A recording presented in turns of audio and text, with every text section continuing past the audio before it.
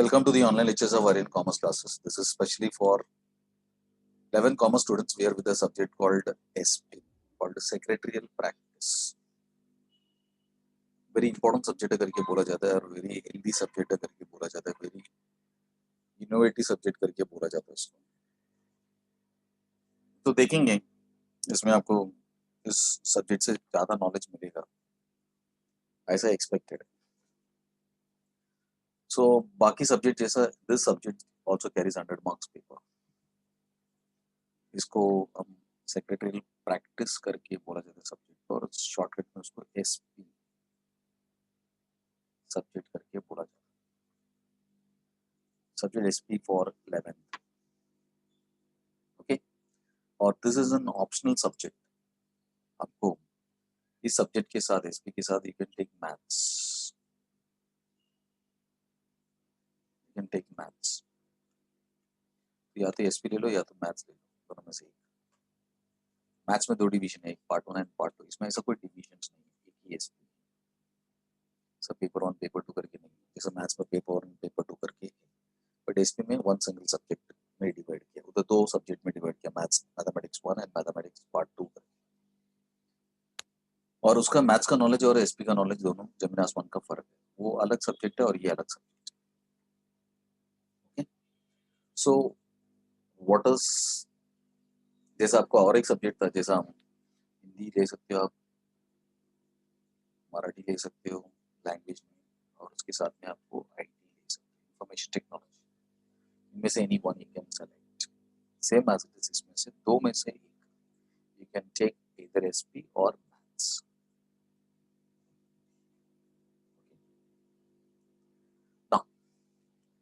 तो पहला सब्जेक्ट का मीनिंग देखेंगे. What is the meaning of the subject? First time हमने इसको स्टार्ट किया है. So meaning of subject called SP. ठीक है, तो एसपी का जो वर्डिंग है, सेक्रेटरियल प्रैक्टिस, उसका मतलब क्या मैं आपको बताता हूँ. ठीक है, तो उसके पहले ये सब्जेक्ट आया कैसा और क्यों आया और उसका काम क्या है, वो भी हम पहले देख लेते हैं, फिर इस सब्जेक्ट को पढ़ने में मजा आएगा. तो सबसे पहले उन्होंने बताया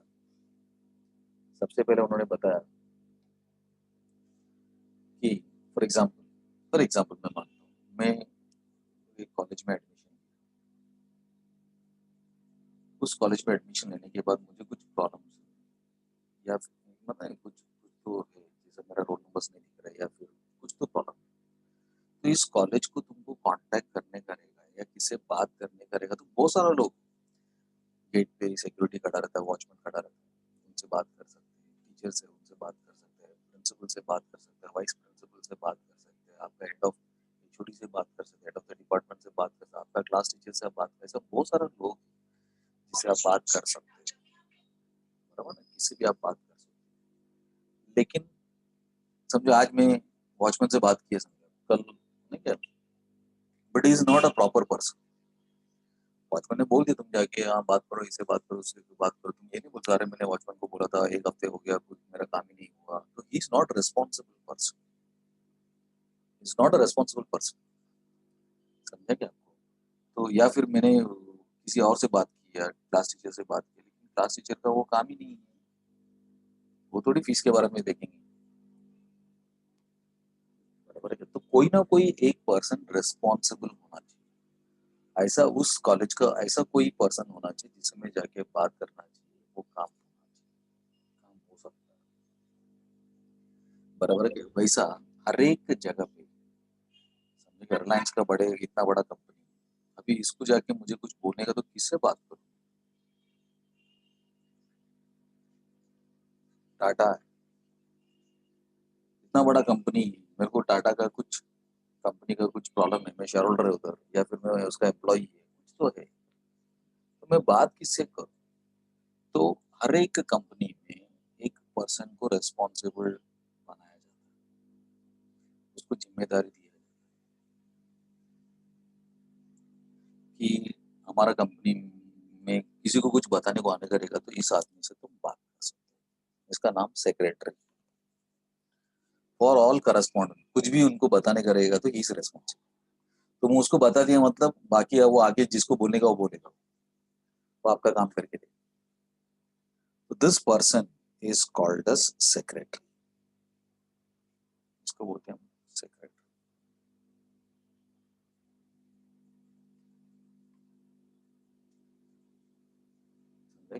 और ये सब्जेक्ट का नाम सेक्रेटरियल प्रैक्टिस, मतलब इस सेक्रेटरी को क्या क्या काम करना पड़ता है,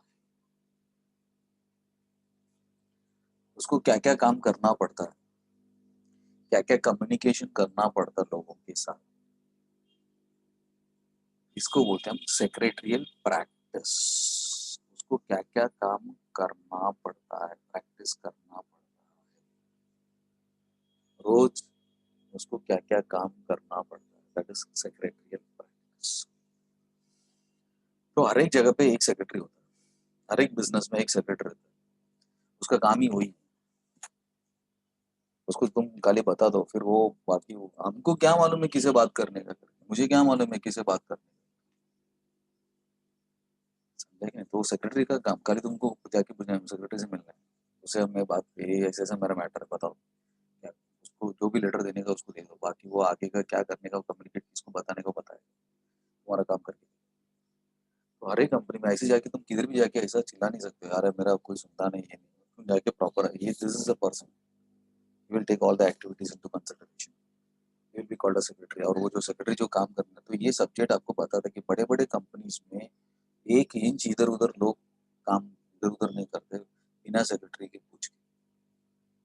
सेक्रेटरी को सब बताना पड़ता है, ये ऐसे ऐसा करना पड़ता है, ही इज रिस्पॉन्सिबल सब चीज अरेंज करना काम।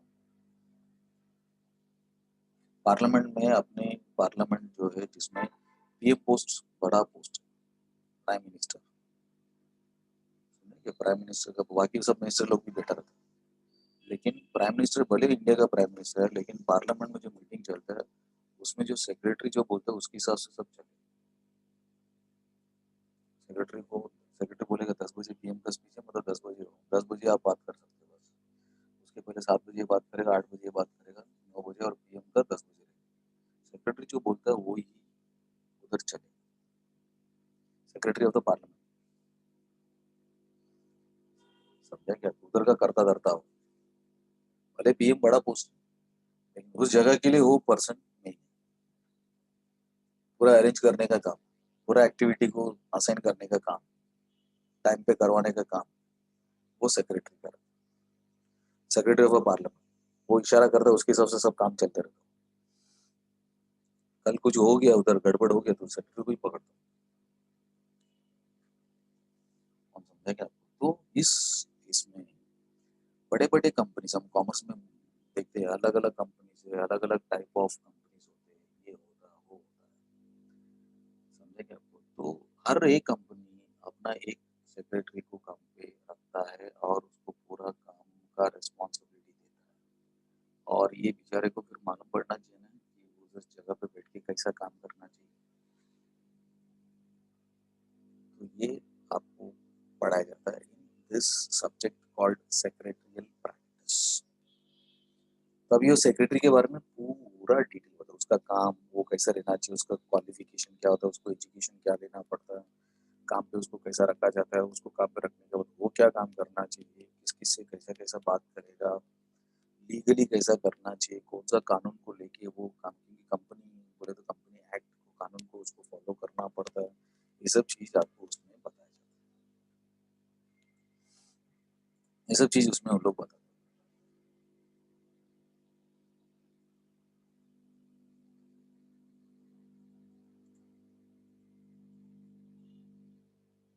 कौन समझा क्या?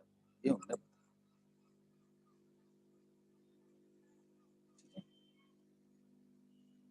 So now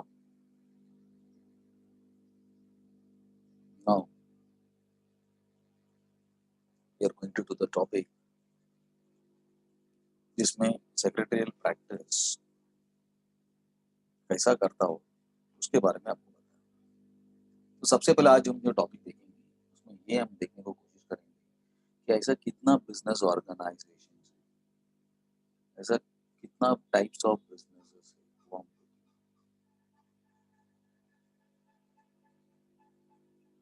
वो हम देखेंगे।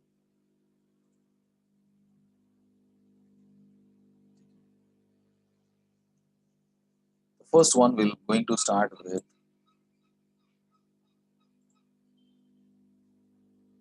the second topic. Second topic हम स्टार्ट करेंगे जिसमें से आपको आइडिया डायरेक्टली में फर्स्ट में जाएगा ना तो आपको इतना समझ में नहीं आएगा जितना सेकेंड से फिर फर्स्ट में जाएगा। इसमें जॉइंट स्टॉक कंपनी करके जिसमें आपको थोड़ा सा थियोरेटिकल पार्ट आपको देखो। इसमें सबसे पहला चैप्टर्स का इंडेक्सेशन देखो। इसमें उन्होंने बताया कि सेक्रेटरी देखो, सेक्रेटरी बोले तो पर्सन, उसका क्वालिफिकेशन क्या रहेगा, उसको कैसा कैसा कम्युनिकेशन करना पड़ता है, कैसे लोगों को लेटर लिखना पड़ता है, सब ओरली नहीं चलेगा ना। ऐसे बात बात में बोल के तो वो भी भूल जाएगा, मैं भी भूल जाएगा। उसको लेटर में ही लिखना पड़ता है। बराबर है कि कितना प्रकार का सेक्रेटरीज होते हैं, अलग अलग प्रकार का टाइप्स ऑफ सेक्रेटरीज होते हैं। तो कितना प्रकार का सेक्रेटरीज अपॉइंटमेंट होते थे, उनका काम क्या, फंक्शंस क्या है, और एक सेक्रेटरी का क्या क्या क्वालिटी होना चाहिए, वो इन जनरल पॉइंट आपको सेक्रेटरी के बारे में पता है। उसके बाद company, what is the meaning of company, जैसे ना बोल Reliance company, Tata company, Godrej company, ऐसे कंपनी एग्जैक्टली कंपनी बोलेगा तो क्या है, वो जबरदस्त एक्सप्लेनेशन उसमें किया है। फॉर्मेशन ऑफ कंपनी, कंपनी कैसा बनाते हैं, कल तुमको कंपनी बनाने करेगा तो तुम कैसा कंपनी बनाएंगे, फॉर्म कैसा करेंगे, फॉर्मेशन ऑफ अ कंपनी। समझो आपने सोचा कि जैसे आपने बोला ना सर मेरे को एक नया बिजनेस चालू करना है तो कैसे चालू करना है, सर मेरे को एक नया कंपनी चालू करना है तो कैसे चालू करना है, समझा किससे परमिशन लेना पड़ता है वो बताया। फिर document related to formation of company, document बोले तो कौन सा पेपर लगेगा, जैसे तुम बैंक में जाके अकाउंट ओपन किया तुमको डॉक्यूमेंट लगेगा कि नहीं लगेगा, डॉक्यूमेंट लगेगा कि नहीं लगेगा, जैसे पैन कार्ड, आधार कार्ड, रेशन कार्ड, समझे कि नहीं, जैसे ऐसे डॉक्यूमेंट लगता ना। तो वैसे इधर अगर समझो आपने कंपनी सोचा कि कंपनी नया कंपनी बना, नया बिजनेस करना, रिलायंस जैसा मेरे को भी बड़ा होने का, अंबानी बनने का मुझे एक एक जमाने में वो लोग भी आपके जैसे ही सोचे थे, इतना कि उसका पिताजी ने सोचा था, कल आप सोचा और आपको बनाने करेगा। तो what are the documents required, कौन सा डॉक्यूमेंट आपको लगेगा, कंपनी में कौन कौन मेंबर्स बनते हैं, कंपनी का डायरेक्टर्स बोलेगा तो क्या रहता है, केपीएम बोलेगा तो क्या रहता है, की मैनेजरियल पर्सन, केएमपी, की मैनेजरियल पर्सन। कंपनीज में मीटिंग में क्या होता है, पार्ट वन है meeting, part two business communication skills of secretary, secretary communication कैसा करता है, लोगों से बात करते समय कैसा कम्युनिकेशन करता हो, और सेक्रेटरी डायरेक्टर के साथ कैसा बात करेगा, सेक्रेटरी करस्पॉन्डेंस विद बैंक के साथ कैसा करेगा, correspondence with statutory authority, statutory authorities बोलेगा तो गवर्नमेंट अथॉरिटीज के साथ कैसा बात करेगा,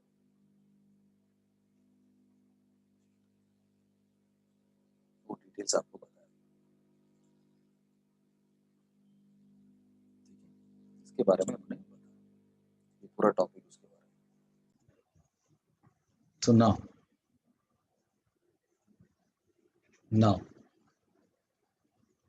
ये टॉपिक है करके मैंने आपको बताया। ओके तो इसमें से we are going to start with very important topic called joint stock company. पहले सेक्रेटरी के बारे में आपको बताना चाहिए था, बट उसके पहले मैं आपको उसका थोड़ा सा बेसिक पॉइंट्स में आपको बताना चाहता हूँ। That is the topic called joint stock company. तो फिर उसका डिटेल्स आपको एक बार आइडिया आ जाएगा, तो यू कैन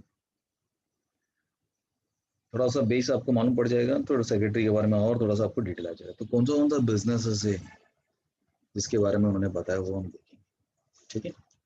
तो starting with the first one,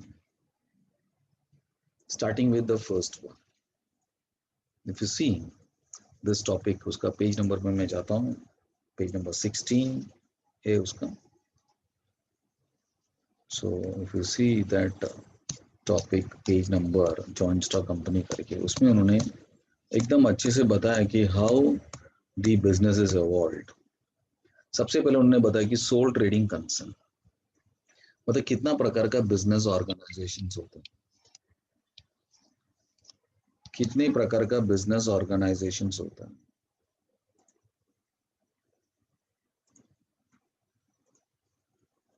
वो हमको देखना पड़ेगा। ओके, तो सबसे पहले आपको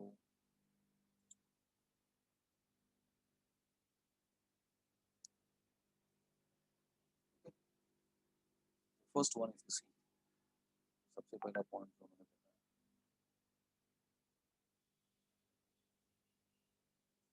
इस टॉपिक में जॉइंट कंपनी, तो जॉइंट कंपनी के इससे सेकंड टॉपिक है, लेकिन ये सेकंड टॉपिक का थोड़ा सा बेसिक पॉइंट्स है, उसको हम कवर करेंगे, उसके बाद हम सेक्रेटरी। तो सोल ट्रेडिंग कंसर्न करके बताया, तो बोलते कि sole, what is the meaning of sole trading, मतलब कितना टाइप ऑफ बिजनेस, उसने बोला कि आपका बिजनेस रहेगा तो सेक्रेटरी रखना जरूरी है, बट ये तो मालूम पड़ना चाहिए ना कि कितना टाइप ऑफ बिजनेस होता है, आपको ये तो मालूम पड़ना चाहिए ना कि कितना type of business.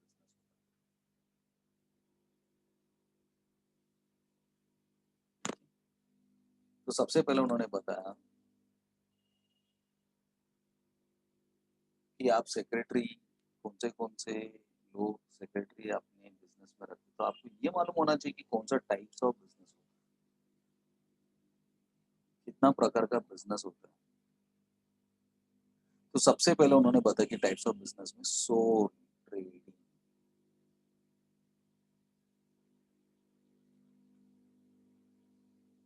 Soul trading मतलब अगर कोई भी एक सिंगल आदमी बिजनेस करता है, then it is called as a sole trading. Sole मतलब वन, ट्रेड बोलेगा तो बिजनेस, बाइंग एंड सेलिंग, खरीदना और उसको बेचना, अकेला आदमी, इसको बोलते हैं सोल ट्रेडिंग कंसेप्ट। इसको क्या बोलते हैं, सोल ट्रेडिंग कंसेप्ट। बट इसका फायदा भी है और उसका नुकसान भी है। There are advantage and disadvantages, उसमें एडवांटेज भी है और डिसएडवांटेज, उसका फायदा भी है नुकसान भी है। अकेला बिजनेस, बहुत सारा बिजनेस तुम देखा रहेगा, एक चाय वाला अकेला बिजनेस करता है, खर्चा भी अकेला करता है, काम भी अकेला करेगा, लेकिन जो कमाएगा वो भी अकेले ही बांट के, उसका ही, किसी को देने का जरूरत नहीं है, तो वो अकेला बिजनेस करता है, जो भी प्रॉफिट आएगा उसका खुद, हाँ लॉस आएगा तो भी उसका ही, लॉस हुआ तो भी उसका ही, समझे क्या। तो अकेला बिजनेस करने वाले लोगों को बोलते हैं सोल ट्रेडिंग कंसर्न, अकेला बिजनेस करने वाले लोगों को बोलते हैं सोल ट्रेडिंग कंसर्न। क्या बोला जाता है, सोल ट्रेडिंग कंसर्न। तो इधर सोल ट्रेडिंग कंसर्न के बारे में क्या बोला था, इसमें उन्होंने बताया कि sole trade concern is a form of business organization, it is owned and manage, owner manage करने वाला, कंट्रोल करने वाला बाय वन पर्सन, एक सिंगल आदमी अपना पूरा बिजनेस को संभालता है, इसको हम वन मैन बिजनेस भी बोलते हैं। A person who conducts the business is called a sole trader। ऐसा जो बिजनेस करते हैं उसको हम सोल ट्रेडर बोलते हैं। इसमें बताया कि there is no separate law, इसके लिए कोई कानून वगैरह नहीं है, सोल ट्रेडिंग कैसा रहना चाहिए, एक छोटा बिजनेसमैन कैसा बिजनेस करना चाहिए, ऐसा कोई नियम नहीं है।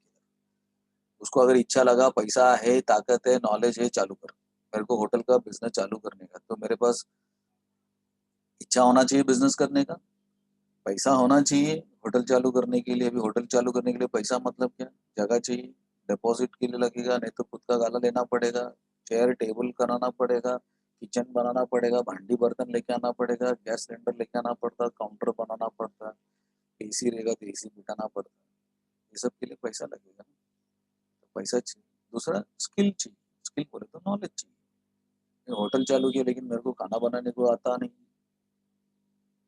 मुझे आना चाहिए, ध्यान में रखना। करने में आदमी को काम कर, आदमी नहीं आएगा तो क्या करेगा, होटल बंद करेगा। तो पहला तेरे को नॉलेज चाहिए, कोई भी ऐसा बिजनेस तुम नहीं करेगा जिसमें अपने को अक्ल नहीं। हर एक बिजनेस हमको, हर एक बिजनेसमैन को ये पहला पहला पार्ट, पहला लेसन, ऐसा बिजनेस ही तू करना जिसमें तेरे को नॉलेज, समझा क्या। दूसरे के भरोसे भी तो अपना धंधा चालू मत कर, समझा क्या। कोई नहीं आया तो अपन खड़े हो जाए, मैं करेगा, मैं करके देता हूँ, कल क्या बनाने का, क्या चाहिए तुमको बताओ, समझा क्या। दूसरे के भरोसे पे तुम कभी बिजनेस नहीं कर सकते, दूसरे लोग उसका फायदा लेते हैं, उसको मालूम है कि यार नहीं रहेगा तो ही उसका बिजनेस चलेगा, तो आज मैं नहीं जाता हूँ, कल नहीं जाएगा, 4 दिन नहीं जाएगा, भाव बढ़ा के लेता, पगार बढ़ा के लेगा, मेरे को रखने का तो रखने, तो मत रख, अगर मैं ओनर है, मुझे मालूम है कि कैसा बनाने का, अगर वो नाटक कर रहा था, चल कल से आने का नहीं, चल भाग, समझा क्या? तो ये उन्होंने बताया। तो एक सोल ट्रेडर के लिए ऐसा कोई कानून नहीं है। कल तू भी बना सकता है। पैसा चाहिए, जिस बिजनेस को तू चालू करना चाहिए उसके लिए कितना पैसा लगेगा वो एक कैलकुलेट कर लेना। मेरे को जेरोक्स का बिजनेस करने का, एक जेरोक्स मशीन 60,000 का है, काले का डिपॉजिट 40,000, 1 लाख हो गया इधर। फिर पेपर वेपर ले गया, उसका एक 40,000 खर्च है, 50,000, 1.5 लाख रुपया रहेगा तो तू जेरोक्स का बिजनेस चालू कर एक मशीन के साथ। बट तेरे को जेरोक्स चलाने को आना चाहिए, जेरोक्स मशीन बंद पड़ा उसको खोलने को आना चाहिए, तो थोड़ा बहुत रिपेयरिंग करने को भी आना चाहिए। हर बार तुम एक आदमी को बुला नहीं सकते हो। एक आदमी को वो 500 रुपये लेगा, हर विजिट को 500 रुपये लेगा, तो 1 रुपया जेरोक्स मारेगा और 500 रुपये तुम किसी रिपेयर वाले को दे देगा। पेपर फंस गया, ये फंस गया। सो नॉलेज चाहिए। नॉलेज के बिना कोई भी बिजनेस में हाथ मत लगाओ। ऐसा कोई कानून नहीं है। मैं क्या बता रहा हूँ समझा क्या? There is no separate law. कोई भी कानून नहीं है, कोई भी कानून नहीं। कौन सा एक सोल ट्रेडर कैसा धंधा करना चाहिए? क्या क्या चाहिए? इंटरेस्ट चाहिए धंधे का, नंबर 2 क्या चाहिए? पैसा चाहिए, नंबर 3 नॉलेज चाहिए। तीनों रहेगा तो करो। तीनों में से कोई भी नहीं है तो मत करो। तेरे को इंटरेस्ट नहीं है मत कर, पैसा नहीं है मत कर। मतलब पैसा अरेंज नहीं कर सकते, तेरे पास नहीं है तो भी अरेंज करने को होना चाहिए, नहीं तो तकलीफ। नॉलेज नहीं है तो बिल्कुल मत कर, बिल्कुल नहीं करने। बहुत सारे लोग उसमें फंस जाते हैं, समझा क्या? ये गोल्डन रूल से करके गोल्डन रूल से करके बोला जाता है, समझा क्या? वो हमने बताया, नो कानून। ठीक है? तो एक्ट गवर्निंग सोल ट्रेडिंग के लिए ऐसा कोई कानून नहीं, but it has to follow some simple rule. समझे क्या? जो भी कानून उधर का रहेगा फॉलो करना। रात को 9 बजे बंद करने को बोलते 9 बजे बंद करना, 11 बजे की बंद करना, बंद करना। समझे क्या? जनरल आपको लाइसेंस लेना लेना लेना है, एग्रीमेंट बनाने का बनाने का। तो ये जनरल रूल्स है, जो हम उस जगह का जो रूल रहेगा वो फॉलो करना है। Sole trading is only one owner, मतलब sole trading concern has only one owner. एक इंसान अपना, मतलब एक ही मालिक। Capital contributed by the sole trade is very small. ऐसा जो बिजनेस करते हैं वही वेरी स्मॉल बिजनेस, बड़े बड़े बिजनेस सोल ट्रेडिंग वाला नहीं कर सकते। 10 करोड़ का मेरे को एक बिजनेस करने कर सकता है कि मैं अकेला नहीं कर सकता, चुपचाप बैठे। सो वेरी स्मॉल बिजनेसेस ऐसा सोल ट्रेडर चालू करते हैं। समझे? There is no division of profit और लॉस।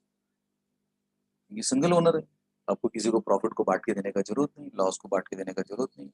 प्रॉफिट हुआ तो भी तेरा ही, लॉस हुआ तो भी तेरा ही, मेहनत किया तो भी तेरा ही, कुछ मिला नहीं तो भी तेरा ही, ज्यादा मिला तो भी तेरा ही, क्योंकि मैं अकेला ओनर है, मैं खुद मेहनत करता हूँ, तो उस पूरा प्रॉफिट का हकदार मैं ही।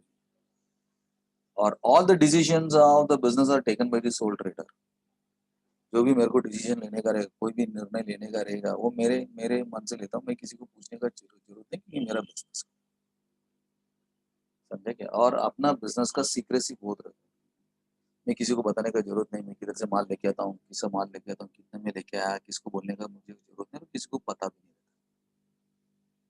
समझे क्या? और the liability of the sole trade is unlimited. Unlimited मतलब नो लिमिट। अगर समझो कल बिजनेस का लॉस हुआ समझो, तो आपको अपना पूरा पैसा लॉस को, नुकसान को भरपाई करके देना पड़ेगा लोगों को। जिसको जिसको पैसा देने का उसको देना ही पड़ेगा। जैसा मैं बिजनेस चालू किया और बिजनेस लॉस हो गया, इलेक्ट्रिसिटी बिल आया 2,000 का, भरना पड़ेगा कि नहीं भरना पड़ेगा? भरना पड़ेगा। अरे मेरा बिजनेस लॉस हो गया तो मैं भर नहीं सकता, फिर कुछ भरना है। There is no limit, you have to pay. Unlimited है। अनलिमिटेड का मतलब जो भी तुम्हारा खर्चा है वो तेरे को पे करना ही पड़ेगा। ये तुम बोल नहीं सकते कि मैं पे नहीं कर सकता।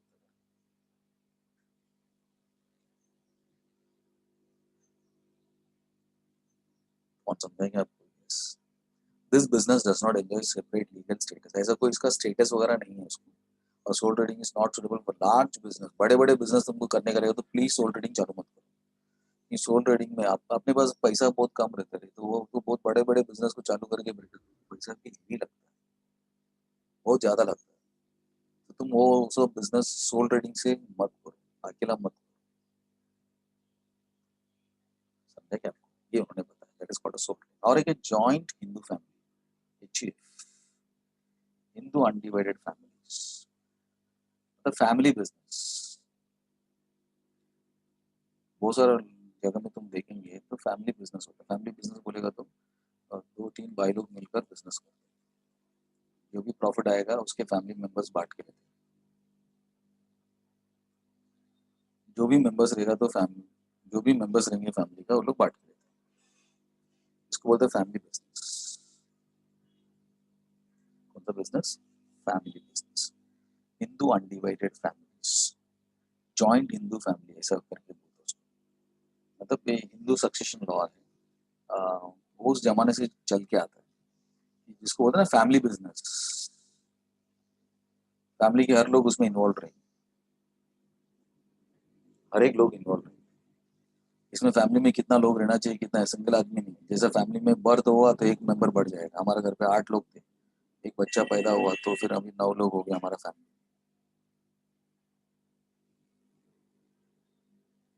पूरा फैमिली मिलकर करता है। इसमें मेन जो आदमी रहेगा उसको कर्ता बोलते हैं, कर्ता। और उसके फैमिली के अंडर, उसके अंडर पे जो लोग हैं, जैसा मेरा डैडी बिजनेस का पहले से वो फैमिली वो करते थे, और हमारा मेरा भाई है, मेरा भाई है और मेरा दूसरा भाई भी है, ऐसा 3-4 लोग हैं। सब हमारा वो वही बिजनेस में है। और मेन कौन है? मेरा डैडी। कुछ भी काम करने का रहेगा, कुछ करने का रहेगा तो किसने आके पूछा रहा है ऐसे ऐसा करना है, तो डैडी से पूछ। वो डिसीजन लेने वाला वो आदमी, मेन आदमी वो है। मेन आदमी को कर्ता बोलते हैं, हिंदी वर्ड है वो, कर्ता। कर्ता धर्ता बोलते ना, करने वाला वही। कुछ भी पैसा किसको देने का, मेन कुछ भी लोने करेगा, समझे क्या? या किधर से लोन वगैरह लेने का रहेगा, या फिर और एक ब्रांच डालने का है, नया बिजनेस कुछ करने का है, तो ये सब काम किसका रहेगा? करता। और बाकी जो फैमिली मेंबर्स है ना, उसको कोपार्शनियस बोलते हैं, कोपार्शनियस। कोपार्शनियस मतलब अदर मेंबर्स। करता जो बोलेगा वो लोग करेंगे, और जो भी प्रॉफिट आएगा वो लोग बांट के लेते हैं, पूरा फैमिली मेंबर्स बांट के लेते हैं। ऐसा भी टाइप्स ऑफ बिजनेस होते हैं, जिसको बोलते हैं जॉइंट हिंदू फैमिली बिजनेस। क्या बोलते हैं उसको? Joint Hindu family business. मिला? तो इसके बारे में वो कुछ 8-9-10 पॉइंट बताए। जैसा सोल रीडिंग के बारे में 9 पॉइंट बताया, वैसे अगर जॉइंट हिंदू फैमिली के बारे में 10 पॉइंट बताया। क्या बताया? When Hindu undivided family conducts a business, मतलब एक फैमिली के लोग मिलकर अगर बिजनेस करते हैं, it is inherited by its Hindu law. उसका कानून हिंदू लॉ के हिसाब से it is called as joint Hindu family business. It exist only in India. ये खाली इंडिया में ही देखने को मिलता है, बाकी कंट्री में नहीं मिलेगा। It is governed bye Hindu succession act 1956। इसका जो कानून है वो 1956 में बनाया गया था। उसका नाम है हिंदू सक्सेशन एक्ट, कानून 1956। इसमें उन्होंने बताया कि हिंदू अनडिवाइडेड फैमिली का एक छोटा सा ओवरव्यू उन्होंने बताया। इस फैमिली बिजनेस में क्या होता है? Membership in the joint Hindu family is by birth only. जन्म लिया, मुकेश अंबानी के घर पे लड़का पैदा हुआ, तो अभी वो फैमिली का वो मेंबर हो, बाय बर्थ। जन्म लिया तो उसके घर का फैमिली मेंबर बन जाता है। Every child born in the family becomes a member. उनका जो हेड है, मेन फैमिली का जो हेड रहता है, उसको कर्ता बोला जाता है। बाकी जो मेंबर्स रहते हैं उनको हम कोपार्शिनियर्स बोलते हैं। क्या बोलते हैं हम? कोपार्शिनियर्स। सबका कर्ता धर्ता वही रहता है, और कल कुछ हो गया ना, कर्ता को ही पकड़ता। Number of members, there is no limit. Minimum कितना, मैक्सिमम कितना नहीं है इसमें। फैमिली में जितना लोग, हमारे घर पे 8 लोग पैदा हुए तो मतलब 8 लोग उस फैमिली का मेंबर है, उस बिजनेस का मेंबर है। All family members are engage in the business. सभी फैमिली के मेंबर्स उस बिजनेस में एंगेज रहते हैं। कभी भाई बैठा रहता है, कोई छोटा भाई बैठा रहता है, कोई पिताजी बैठा रहता है। मैं जाके पूछा, रहे वो तो तुम्हारा पिताजी सुबह बैठा था, उनको मैंने पैसा दिया था, आगे मैं रुको मैं पूछता हूँ। दोपहर को और कोई बैठा है, समझेगा? All the family members are engage in the business. और liability of the karta is unlimited, मतलब कुछ भी हुआ, कुछ भी लेना देना रहेगा तो कर्ता को पकड़ा जाता है, मतलब कर्ता से परमिशन, कर्ता को पूछा जाता है, कर्ता को रेस्पॉन्सिबल तुमको देना पड़ेगा। द लाइबिलिटी ऑफ को पार्टनर से नहीं पूछा जाता, लिमिटेड, उनसे लिमिटेड काम रखता है। कर्ता is the manager, controller, coordinates the business. Main आदमी वो, मेन आदमी वो रहे, समझे क्या? उसके बाद karta become the sole decision maker, मतलब उसके फैमिली का बिजनेस का जो भी डिसीजन रहेगा, फैमिली का जो भी डिसीजन रहेगा वो लेने वाला कौन रहेगा? कर्ता रहेगा। जैसा सोल ट्रेडिंग में बताया था हमने कि वो अकेला आदमी बिजनेस करता है, उसका डिसीजन पूरा उसका, गलत डिसीजन लेगा तो उसको लॉस हो जाएगा, अच्छा डिसीजन लेगा तो उसको प्रॉफिट हो सकता है। इधर कर्ता का काम, the profit sharing keeps on changes, बोलते कि इसमें जो शेयरिंग करते हैं फैमिली में, जैसे फॉर एग्जांपल फैमिली का बिजनेस है समझो, तो डैडी है, मम्मी है, समझेगा, फिर उनका पहला लड़का और दूसरा लड़का है, समझेगा, तो उनका पहला लड़के का बीवी और इसे एक बच्चा है, और दूसरा और उसका बीवी, कितना लोग हो गया? इधर तीन, इधर दो, और इधर दो, कितना हो गया? 3 + 2 + 3 = 7 लोग। तो अगर समझो 70,000 का प्रॉफिट है तो डिवाइडेड बाई 7, तो हर एक मेंबर को 10,000 का प्रॉफिट मिलेगा, भले वो छोटा रहेगा या बड़ा रहेगा। इसको बोलते हैं कि joint Hindu family business. India में बहुत सारा बिजनेस आज भी फैमिली बिजनेस माना जाता है, क्योंकि बिना उसके नहीं कर सकते, तो अकेले से नहीं होएगा, तो पूरा फैमिली के लोग उसमें रहते हैं, पूरा फैमिली के लोग, भाई छोटा से लेके बड़े से लेके तीसरा नंबर चौथा नंबर, मम्मी भी है, कभी कभी डैडी को छोड़ के मम्मी भी बेटी देती है। ये हो गया तुम्हारा कौन सा? Joint Hindu family business. तीसरा टाइप में उन्होंने बताया कि पार्टनरशिप। सेक्रेटरी को पढ़ने से पहले हमको ये जानना जरूरी है कि कितना प्रकार होता है, समझेगा, फिर बाद में वो सेक्रेटरी के बारे में हम पढ़ेंगे तो आपको और आइडिया अच्छा है। पार्टनरशिप फर्म्स, पार्टनरशिप फर्म्स बोलेगा तो उसमें ये बताया है कि अगर आपका बिजनेस में आप अकेला नहीं, किसी दूसरे के साथ आप बिजनेस करना चाहते हैं, जैसा फॉर एग्जाम्पल मुझे एक होटल चालू करने का, उस होटल का मैंने हिसाब किया, कैपिटल चेक किया, कैपिटल बोलेगा तो how much is the money required to start the business, कितना रिक्वायरमेंट है करके मैंने ऐसी एक कैलकुलेशन किया। तो सबसे पहले शॉप में हमने फाइनल किया, शॉप का डिपॉजिट वो 50,000 मांग रहे हैं, महीना भाड़ा 10,000 बोले, ठीक है, वो तो महीना इनकम आएगा तो उसमें से नहीं, लेकिन स्टार्ट करने के लिए, चालू करने के लिए सबसे पहले शॉप को डिपॉजिट देना पड़ेगा, ठीक है। उसके बाद होटल अगर समझो मैं चालू कर रहा हूँ तो टेबल्स वगैरह लगेगा, फर्नीचर लगेगा, तो उसके लिए हमने उल्लासनगर गया, उधर 10 टेबल का ऑर्डर दिया, तो एक टेबल उसने बोला कि सर 10,000 रुपये लगेगा। तो हमने बोला कि 10,000 का एक टेबल मल्टीप्लाइड विथ एक टेबल नहीं, हमको 10 टेबल लेने का, इसका मतलब 1,00,000 रुपया वो। फिर किचन का सामान वगैरह लगेगा, ये वगैरह, प्लेट लगेगा, ग्लास लगेगा, कांच का ग्लास लगेगा, स्टील का ग्लास लगेगा, स्टील का प्लेट लगेगा या प्लास्टिक का प्लेट लगेगा, स्पून लगेगा, ऐसा बहुत सारा चीज को मिला के हमको कल्याण वेस्ट में एक जगह से हमको 20,000 रुपये के अंदर से हमने सोच किया, बराबर है। फिर ऐसा करके फिर अदर एक्टिविटीज का ऐसा करके हमने एक हिसाब किया तो एक 50,000 तक लगेगा। तो हमको पता चला कि अगर मुझे होटल चालू करने का रहेगा, अगर मुझे होटल चालू करने का रहेगा तो एटलीस्ट आई शुड हैव, इसका टोटल करके देखा तो 2,20,000,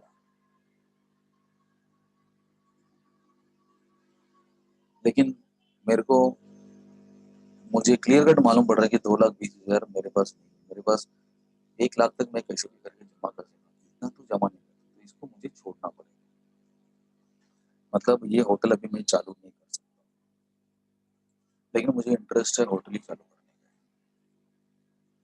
तो मैंने मेरे एक दोस्त को बोला, वो भी साथ में मेरा होटल मैनेजमेंट में साथ में ही था पढ़ाई करते समय, मैंने उसको बोला कि देख ऐसा ऐसा मैंने एक प्लानिंग किया है, चाहिए तो तू भी देख ले, अपने कॉलेज में अपन ने जैसा सीखा था उसके हिसाब से मैंने सब प्लान किया है। तो दोनों होशियार थे, तभी वो दोस्त बोला यार तेरा प्लान तो बहुत बढ़िया है, हम ऐसा करेंगे वैसा करेंगे, मेनू ऐसा करेंगे, खाने में जो किधर भी नहीं मिलेगा ऐसा टाइप का हम खाना हो, अलग प्रकार का वैरायटी रखेंगे, ये रखेंगे, जो नया सीखा था लेटेस्ट वो सब उन लोग इंक्लूड करेंगे, वो सब रखेंगे। उनको ट्रेनिंग वगैरह रहता ना, अलग अलग होटल में उनको काम एक एक महीना काम करने को अलाउ करते हैं, महीने में एक होटल में काम करो तो उनको मालूम पड़ता है इस होटल में क्या क्या होता है क्या नहीं होता है। और इंटरनेशनल होटल 3 स्टार 5 स्टार में भी उनको लेके जाते हैं लोग, अपना इंडिया का ताज होटल ये होटल उसमें भी ट्रेनिंग रहता है उनको। या फिर अगर बहुत ही ज़्यादा अगर आपको करने करेगा तो इंटरनेशनल होटल्स जो 5 स्टार 3 स्टार होता है, कॉन्टिनेंटल होटल्स होता है, उधर भी आपको ट्रेनिंग वगैरह के लिए लेके जाता है 1 महीना 2 महीने के लिए। सिंगापुर में लेके गया, उधर लेके गया, जैसा कोर्स जो सेलेक्ट करेगा उसके हिसाब से। तो उन लोग को एक आइडिया है कि देखो इतना अलग अलग होटल्स हमने देखा है, उधर क्या क्या होता है ये भी हमने देखा है, तो आप एक छोटा सा होटल तो अपना आराम से चालू कर ही सकते हैं, अच्छा मार्जिन से, अच्छा प्रॉफिट से। तो वो दोस्त को भी ऐसा लगा यार बहुत बढ़िया है ठीक काम करता हूँ, तो भी साथ में चला। 2,20,000 का एस्टिमेट लगाया मैंने, लेकिन मेरे पास उतना पैसा नहीं है। अगर अपन दोनों शेयरिंग करेंगे, सब शेयरिंग करेंगे, खर्चा भी शेयरिंग करेंगे, प्रॉफिट भी शेयरिंग करेंगे, ये 2,20,000 है ना, तो divide by two divide two 1,10,000। वो बोलते तू 1,10,000 लेके आ, मैं 1,10,000 लेके आता हूँ, दोनों मिलकर अपने बिजनेस को स्टार्ट करें, जो भी आएगा उसको हम डिवाइड बाई 2 करें। ऐसा टाइप ऑफ बिजनेस को बोलते हैं पार्टनरशिप बिजनेस।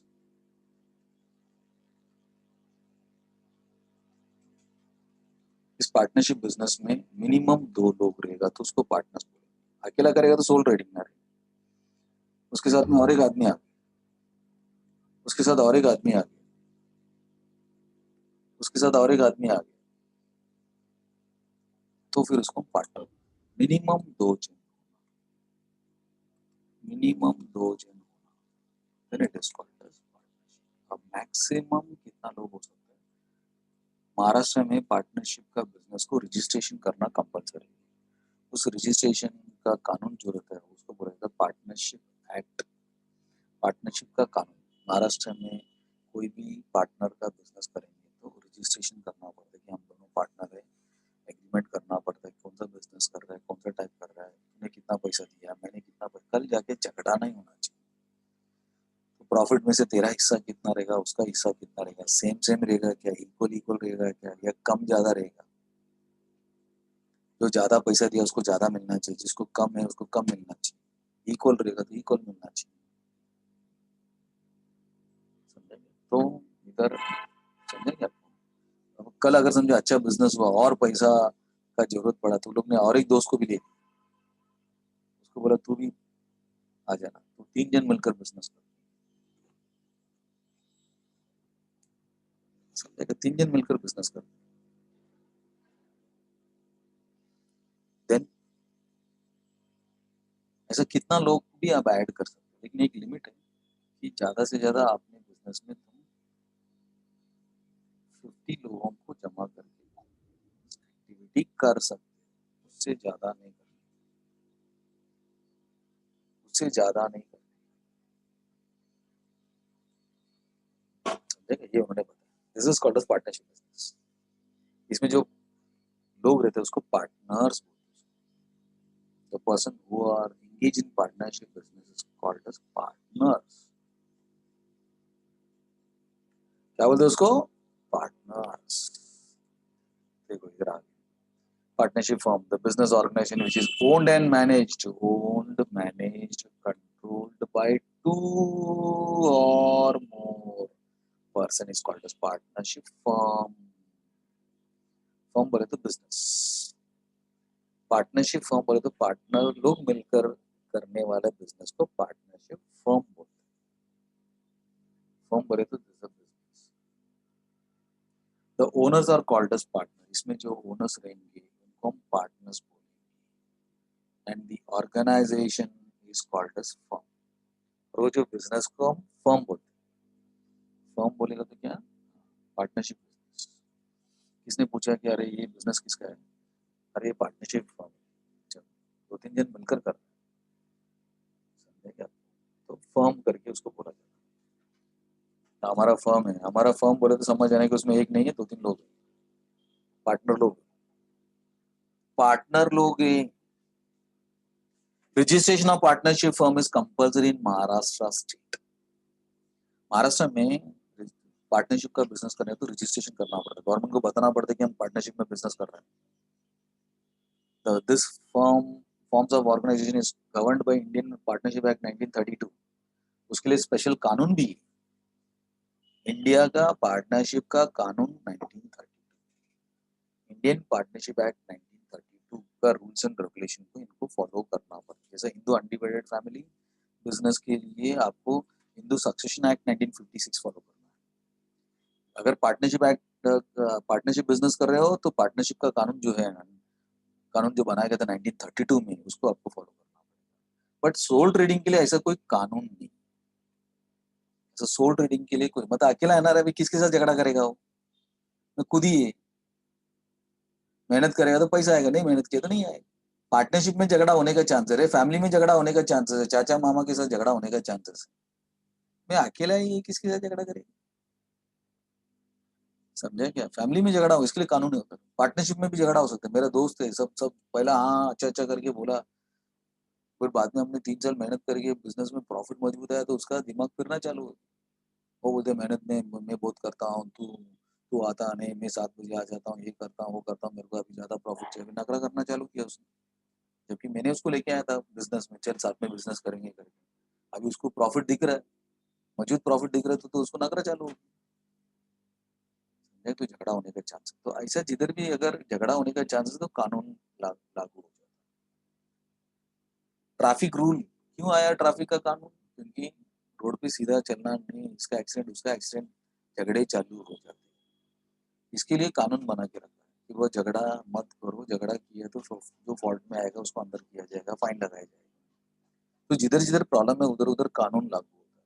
तो इधर पार्टनरशिप में भी उन्होंने बोला कि कानून लागू होता है। इसमें 9 पॉइंट उन्होंने बताया।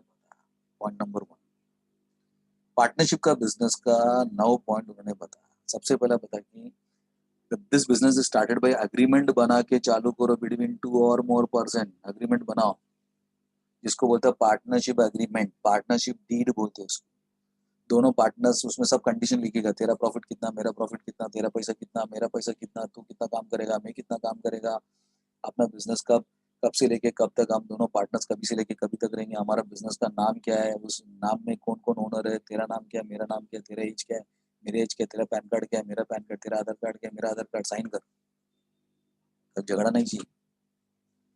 इसमें पता है कि नंबर कितना लोग को, मिनिमम 2 और मैक्सिमम 50, 2 और 50 के बीच में कितना भी लोग मिलकर तुम क्या कर सकते हो, अपना बिजनेस एक्टिविटी को कर सकते हो। और the liability of partners are unlimited, joint and several, जो भी काम रहेगा जॉइंट में रहेगा। समझो कल तुम्हारा बिजनेस जो करा वो इलीगल है, तो पहला वाला पार्टनर और दूसरा पार्टनर दोनों को अंदर डाल देगा। तो ये नहीं बोल सकते नहीं मैंने नहीं किया, अबे दोनों जॉइंट में बिजनेस किया ना, तो तुमको पनिशमेंट भी जॉइंट में रहे, दोनों को अंदर डाल। नहीं मेरा गलती नहीं, वो पहला पार्टनर का गलती है, तो पार्टनर है ना, बस खत्म। जॉइंट रहता, joint and saver,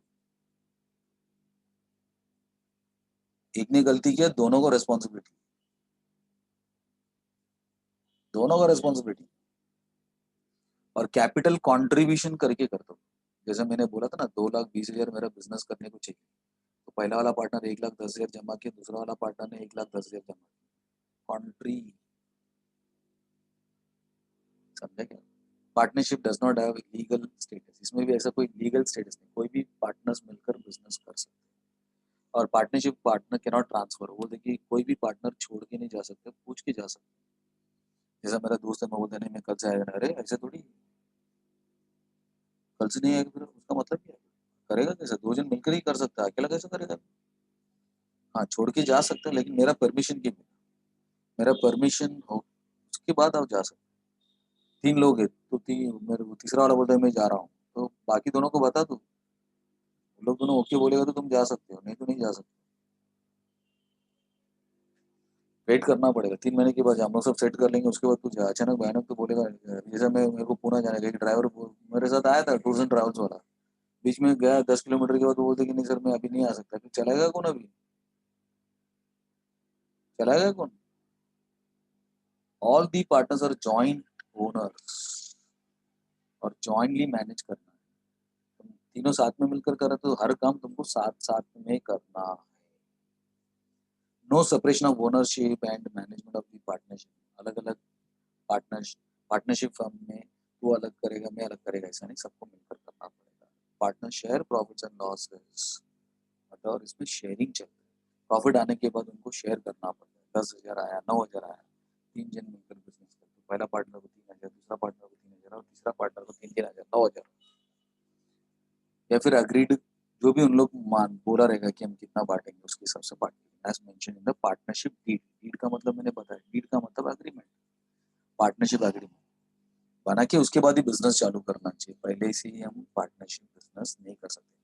partnership business करने का तो पहला तुम सब बातचीत करो, सब कुछ ओके होने के बाद लॉयर के पास जाओ, अग्रीमेंट पेपर बनाओ, उसमें तुम्हारा नाम उसका नाम डालो, सब लिख के लो, क्लॉज वगैरह पुटअप करो, पॉइंट वगैरह पुटअप करो, sign होगा। हमने जो बात किया ओवरली तोंडी मैंने, हमने मुंह से बात की है, कल कोई भी पलटी खा सकता ना रे। लिखा रहेगा तो लिखा हुआ चीज को दोनों को फॉलो करना पड़ेगा, नहीं तो कानून पार्टनरशिप एक्ट फॉलो करना पड़ेगा, कानून को आपको फॉलो करना पड़ेगा। ये होने the next lecture we are going to see LLP. Next LLP क्या रहेगा, कोऑपरेटिव सोसाइटीज क्या होता है, फिर जॉइंट स्टॉक कंपनी क्या होता है, ये हम will be covering in the next lecture.